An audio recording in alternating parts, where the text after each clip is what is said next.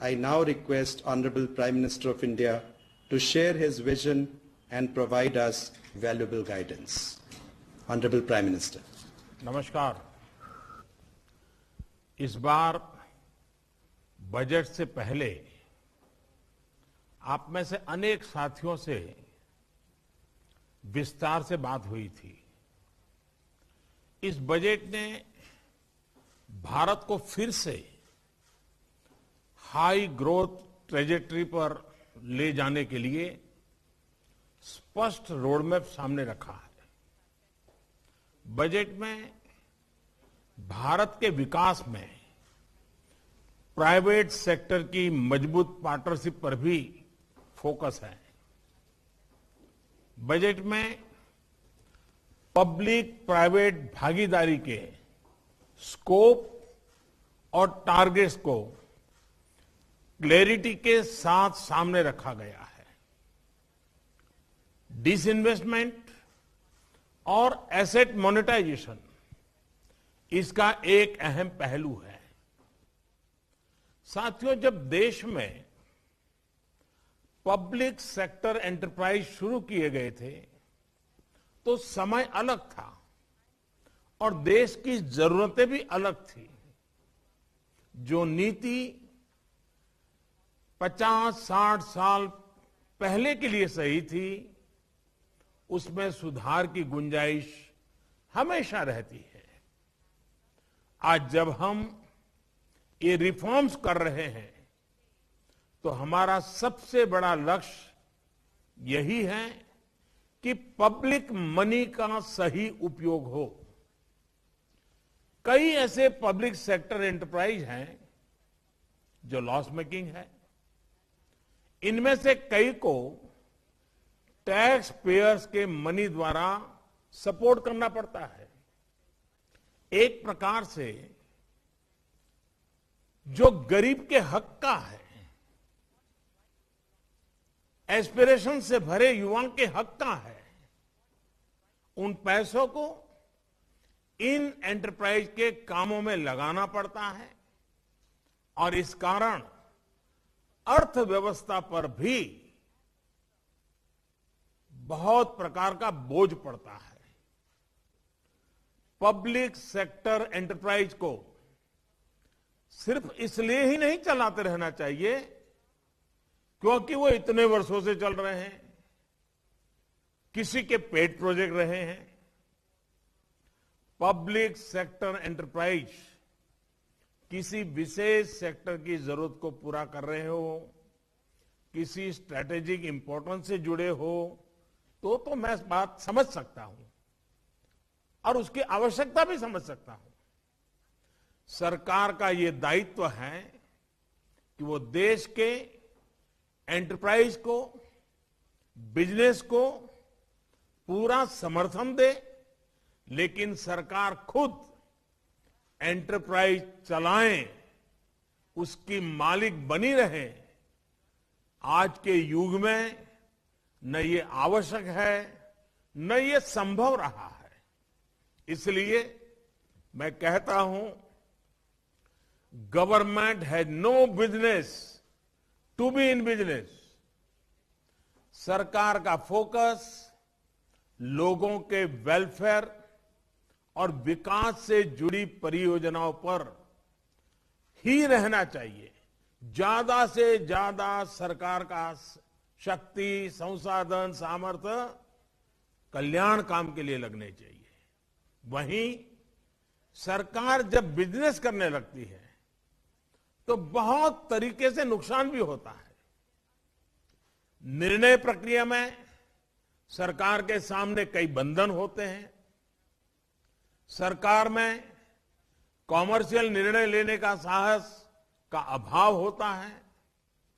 हर एक को भांति भांति के आरोप और कोर्ट कचहरी का भी डर रहता है और इस कारण एक सोच रहती है कि जो चल रहा है उसे चलने दो, मेरा तो दायित्व बहुत लिमिटेड टाइम का है, मेरे बाद जो आएगा वो देखेगा।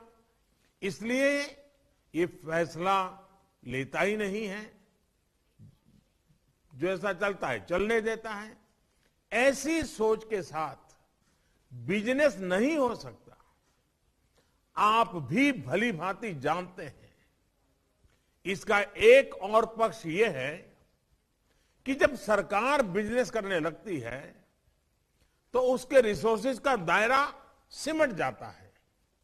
सरकार के पास बेहतरीन अफसरों की कमी नहीं होती, लेकिन उनकी ट्रेनिंग मूलतः शासन व्यवस्थाओं को चलाना, नीति निर्धारण नियमों का पालन कराना, जन कल्याण के कार्यों पर बल देने के, उनके लिए आवश्यक नीतियों के निर्माण, और इन बातों में उनकी ट्रेनिंग भी हुई होती है और इसमें उनकी महारत भी होती है, क्योंकि जीवन के लंबे अरसे तक लोगों के बीच इस प्रकार के काम करते करते वो आगे आए हैं। ये काम इतने बड़े देश में बहुत ही महत्व का होता है, लेकिन जब सरकार बिजनेस करने लगती है तो उसे इन कार्यों से निकाल करके, ऐसे होनहार अफसरों को निकाल करके इस तरफ ले जाना पड़ता है। एक प्रकार से हम उसके टैलेंट के साथ अन्याय करते हैं, उस पब्लिक सेक्टर एंटरप्राइज के साथ अन्याय करते हैं। परिणाम स्वरूप उस व्यक्ति का नुकसान होता है, उस एंटरप्राइज का नुकसान होता है, और इसलिए ये एक तरह से देश को कई प्रकार से नुकसान पहुंचाता है। हमारी सरकार का प्रयास लोगों के जीवन स्तर को सुधारने के साथ ही लोगों के जीवन में सरकार के बेवजह के दखल को भी कम करना है। यानी जीवन में ना सरकार का अभाव हो, ना सरकार का प्रभाव हो। साथियों, आज देश में सरकार के नियंत्रण में बहुत सारे अंडर यूटिलाइज और अनयूटिलाइज एसेट्स हैं। इसी सोच के साथ हमने नेशनल एसेट मोनेटाइजेशन पाइपलाइन की घोषणा की है। ऑयल हो, गैस, पोर्ट, एयरपोर्ट, पावर, ऐसे करीब 100 एसेट्स को मोनेटाइज करने का लक्ष्य हमने रखा है। इनमें 2.5 ट्रिलियन रुपए के इन्वेस्टमेंट के अवसर मिलने का अनुमान है। और मैं ये भी कहूंगा कि ये प्रक्रिया आगे भी जारी रहेगी। सरकार जिस मंत्र को लेकर आगे बढ़ रही है वो है मॉनेटाइज और मॉडर्नाइज। जब सरकार मॉनेटाइज करती है तो उस स्थान को देश का प्राइवेट सेक्टर भरता है। प्राइवेट सेक्टर अपने साथ निवेश भी लाता है, ग्लोबल बेस्ट प्रैक्टिसेस भी लाता है, टॉप क्वालिटी का मैन पावर लगाता है, मैनेजमेंट में बदलाव लाता है। इससे चीजें और मॉडर्नाइज होती हैं, पूरे सेक्टर में आधुनिकता आती है, सेक्टर का तेजी से विस्तार होता है और जॉब्स के नए अवसर भी पैदा होते हैं। ये पूरी प्रक्रिया ट्रांसपेरेंट रहे, नियमों के तहत रहे, इसके लिए मॉनिटर करना भी उतना ही आवश्यक है। यानी मॉनेटाइज और मॉडर्नाइज के साथ हम पूरी अर्थव्यवस्था की एफिशिएंसी को और बढ़ा सकते हैं। साथियों, सरकार के निर्णयों की वजह से जो राशि मिलेगी उसका इस्तेमाल जन कल्याण की योजनाओं में किया जा सकेगा। एसेट मोनेटाइजेशन और प्राइवेटाइजेशन जो पैसा आता है उससे गरीब का घर बनता है। वो पैसा गांव में सड़क बनाने काम आता है, वो पैसा स्कूल खोलने में काम आता है, वो पैसा गरीब तक साफ पानी पहुंचाने के काम आता है। सामान्य मानवी से जुड़े ऐसे कितने ही काम होते हैं आजादी के इतने साल बाद भी हमारे देश में इस तरह की कमियां हैं। अब देश इसके लिए ज्यादा इंतजार नहीं कर सकता है। हमारी प्राथमिकता देश का सामान्य नागरिक, उसकी आवश्यकताएं, उसकी जरूरतें वो रहनी चाहिए। सरकार इस दिशा में तेजी से काम कर रही है। इसलिए एसेट मोनेटाइजेशन और प्राइवेटाइजेशन से जुड़ा हर निर्णय देश में नागरिकों के लिए, चाहे वो गरीब हो, मध्यम वर्ग का हो, युवा हो, महिला हो, किसान हो, मजदूर हो, उनको एम्पावर करने में मदद करेगा।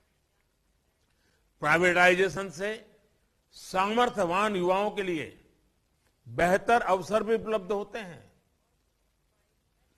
नौजवानों को अपना टैलेंट दिखाने के लिए ज्यादा अवसर मिलते हैं। साथियों, देश के हर एंटरप्राइज को एफिशिएंट बनाने के लिए transparency, accountability, rule of law, parliamentary oversight और मजबूत राजनीतिक इच्छा शक्ति आज आप स्पष्ट रूप से अनुभव करते होंगे। इस बजट में पब्लिक सेक्टर एंटरप्राइज के लिए जिस नई पॉलिसी की घोषणा की गई है, उसमें भी हमारा ये इरादा साफ साफ दिखता है। 4 स्ट्रेटेजिक सेक्टर के अलावा बाकी सारे पीएसयू के प्राइवेटाइजेशन को लेकर सरकार प्रतिबद्ध है। स्ट्रेटेजिक सेक्टर्स में भी कम से कम पीएसयू रहें, जितनी जरूरत हो उतने ही रहें, ये भी हमने साफ किया है। ये नीति एनुअल डिसइन्वेस्टमेंट टारगेट से आगे बढ़कर मीडियम टर्म स्ट्रेटेजिक अप्रोच रखते हुए इंडिविजुअल कंपनीज के चयन में मदद करेगी। इससे इन्वेस्टमेंट का भी एक क्लियर रोड मैप बनेगा। इससे हर सेक्टर में आपके लिए इन्वेस्टमेंट के नए अवसर बनेंगे और भारत में रोजगार की भी अपार संभावनाएं बनेगी। और मैं ये भी कहूंगा कि यह सब मूल्यवान एसेट्स हैं। इन चीजों ने देश की बहुत सेवा की है और आगे भी बहुत संभावनाओं से भरी पड़ी है। हमने बहुत बार देखा है कि जब मैनेजमेंट बदलता है तो इकाइयां नई ऊंचाई पर को छू लेती है। आप सब लोग वर्तमान से नहीं, भविष्य की जो संभावनाएं छुपी है उससे इसका आकलन करें और मैं इनके उज्जवल भविष्य को स्पष्ट रूप से देख पाता हूं। साथियों, आज जब हमारी सरकार पूरे कमिटमेंट के साथ इस दिशा में आगे बढ़ रही है, तो इससे जुड़ी नीतियों का इंप्लीमेंटेशन उतना ही अहम है। पारदर्शिता सुनिश्चित करने के लिए, कंपटीशन सुनिश्चित करने के लिए, हमारी प्रक्रियाएं सही रहे, पॉलिसी स्टेबल रहे, ये बहुत आवश्यक है। इसके लिए एक डिटेल्ड रोड मैप के साथ ही प्रॉपर प्राइस डिस्कवरी और स्टेक होल्डर मैपिंग के लिए हमें दुनिया की बेस्ट प्रैक्टिसेस से सीखना होगा।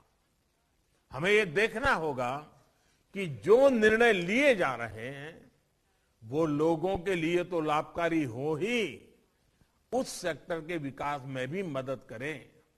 साथियों, दिसंबर में वर्चुअल ग्लोबल इन्वेस्टर समिट में आप में से अनेक लोगों ने सोवरिन और इंफ्रास्ट्रक्चर फंड के लिए टैक्स इंप्रूवमेंट जैसी कुछ बातें मेरे सामने रखी थी। आपने देखा है कि इस बजट में इसका समाधान किया जा चुका है। देश के काम करने की स्पीड आज आप अनुभव करते होंगे।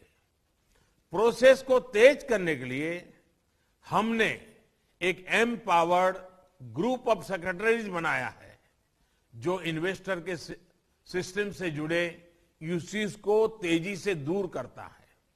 इसी तरह अनेक सुझावों के आधार पर हमने बड़े इन्वेस्टर्स को कदम कदम पर मदद करने के लिए एक सिंगल पॉइंट ऑफ कांटेक्ट का सिस्टम भी बनाया है।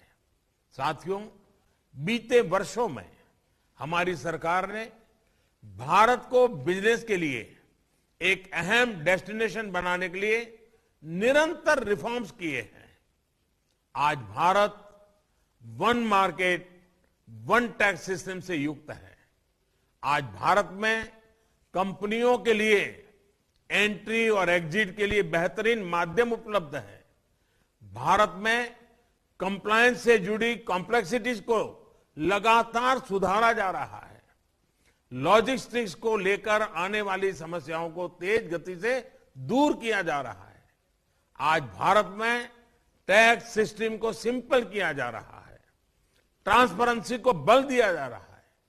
भारत उन देशों में है जहां टैक्स पेयर के राइट्स को कोडिफाई किया गया है। लेबर लॉज को भी अब सरल किया जा चुका है।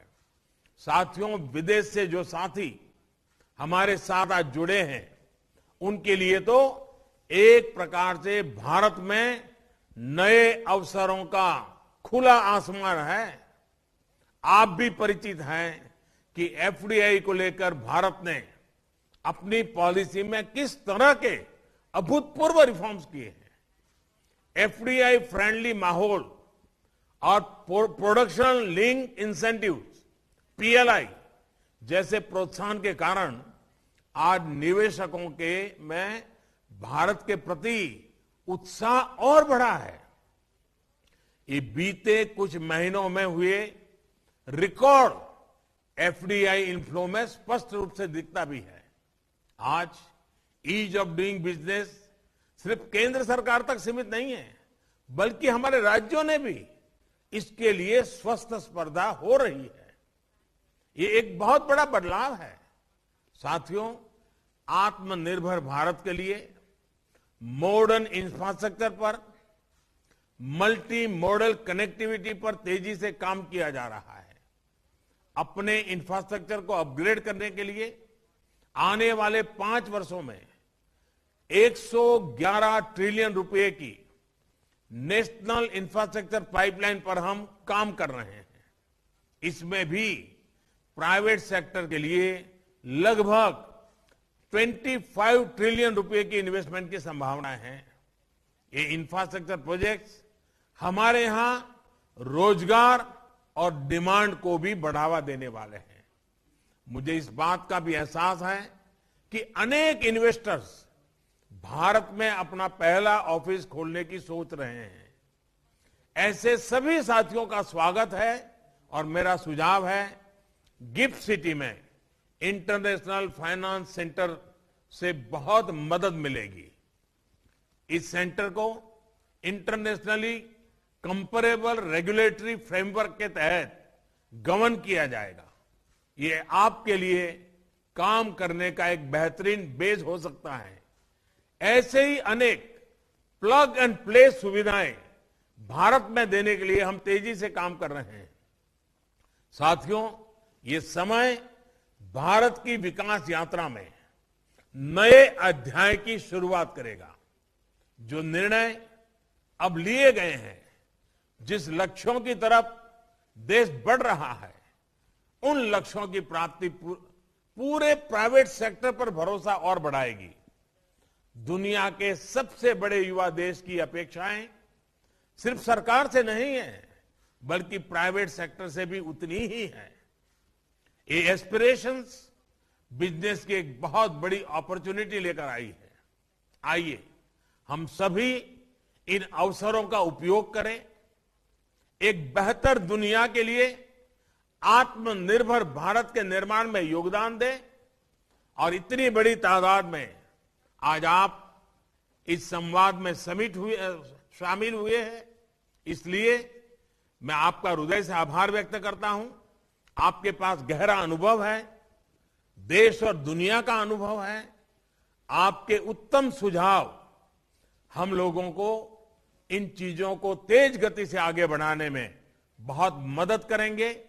मेरा आपसे आग्रह रहेगा, बजट में जो बातें आ चुकी है, सरकार ने जो नीति निर्धारित की है, जिन बातों को मैंने आज उल्लेख करने का प्रयास किया है, मुझे आपकी भी मदद चाहिए तत्काल तेज गति से इंप्लीमेंट करने का रोड मैप बनाने में।